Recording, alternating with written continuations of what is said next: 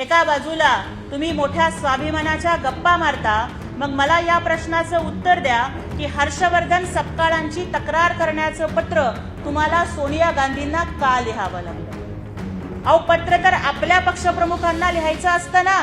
म्हणजे तुम्ही मान्य केलंय का की तुमच्या पक्षाच्या मालकीण ह्या सोनिया गांधी आहेत? हर्षवर्धन सपकाळांच्या सारखे काँग्रेस पक्षाचे प्रदेशाध्यक्ष जे आमदार नाहीयेत, जे खासदार नाहीयेत, जे लोकप्रतिनिधी नाहीयेत, ते या दोन भावांच्या एकत्र येण्यावरती आक्षेप घेत आहेत आणि संजय राऊत इतके मजबूर होत आहेत की त्यांना सोनिया गांधींना पत्र लिहावं लागतं की दोन भाई एकत्र येणार का नाही हे यांच्या सोनिया माई ठरवणार.